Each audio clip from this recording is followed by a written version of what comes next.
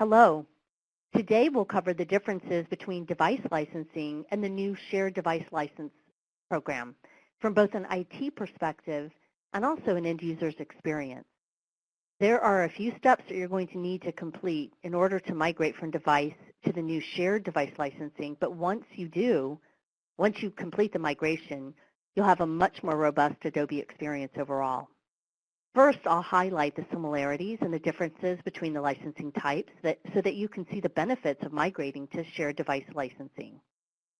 Device license and the new shared device license were created to support customers who will be deploying primarily in a shared classroom or lab environment where obviously the students you'll have multiple students sharing the same machines. Under both programs, a license or seat is tied to the machine where it is being deployed. But that is where many of the similarities end. As you can see here, there is a broader experience with shared device licensing when compared to device license. With device license, end users had access to Adobe's key desktop apps. However, access was limited and did not cover key applications such as XD and Premiere Rush.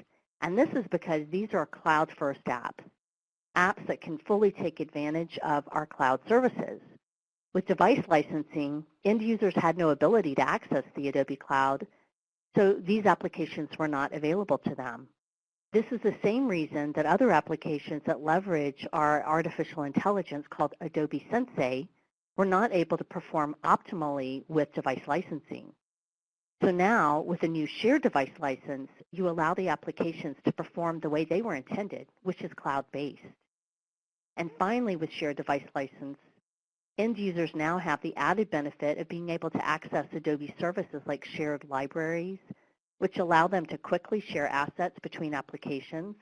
They can also access Adobe fonts, which your designers are going to love. And there will be access to storage so students can quickly save and sync assets. Another major difference between device licensing and shared device licensing lies in the end user's ability to sign into the device to access these apps and services.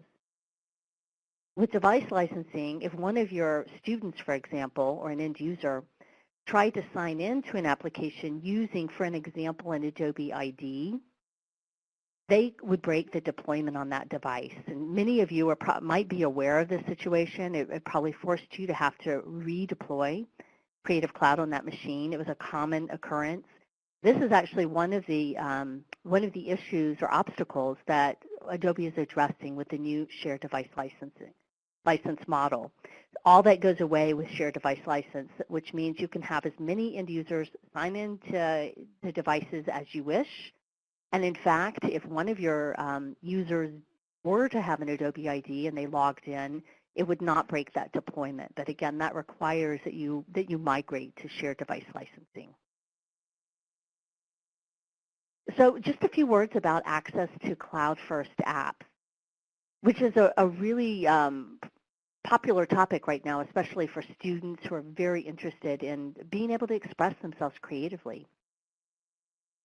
So customers who migrate to shared device license have access to Adobe's latest release, which we refer to as Creative Cloud 2019 or CC 2019. Since CC 2019 is based on a new 64-bit architecture, it is only available with our latest licensing technology, which is the shared device license.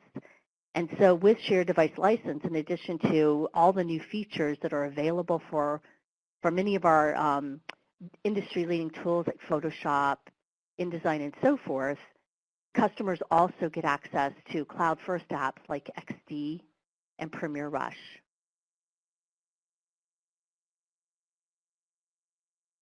The reason for this is because the shared device licenses are built on a brand new licensing technology architecture that we had to build in order to meet the needs of OS providers. Many OS providers, such as Apple, are no longer supporting 32-bit architecture technology, so Adobe updated, or really was required to update, to more modern architecture, which also gave greater security and functionality. So that really basically required us to re-engineer every single product that we offer. And these are the 2019 or CC 2019 versions.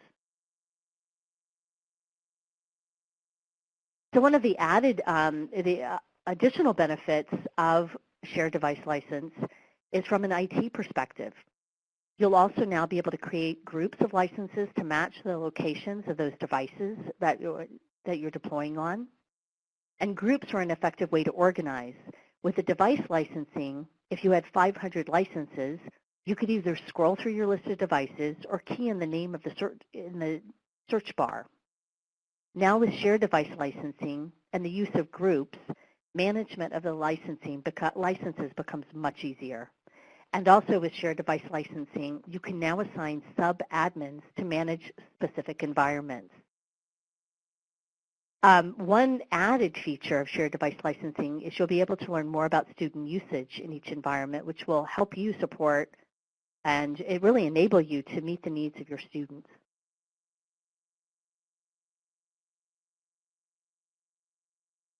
So now I want to briefly describe the differences, summarize the differences between shared device license and named user licensing, which is another offering available to you.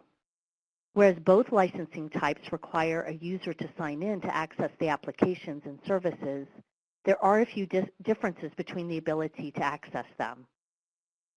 A shared device license is tied to the device, as we've mentioned before, and is designed for environments where you're going to be sharing computers, say in a classroom, lab, or possibly library, where multiple users have access to the same device. The end user can only access specific apps when on a device enabled with a shared device license. Additionally, with shared device licensing, users can only access the applications and services in designated locations. So they're obviously confined to that shared lab or classroom. With named user licensing, because the license is, or the seat is tied to that user and their name and password, the end user can access that, and probably your students can now create anywhere. So they can access the applications in the classroom or lab setting, and then likewise work on their laptop from their dorm room if they choose, or their home. So the big benefit and difference between the named user offering and shared device licensing is that ability to be able to work anywhere. And lastly, with shared device licenses, license counts are counted by the activation of a device through an initial sign-in. With named user licenses, license counts are counted by entitling each user to access the applications and services. So that concludes our brief summary, and I hope you can see the many benefits of migrating to shared device licensing. Thank you.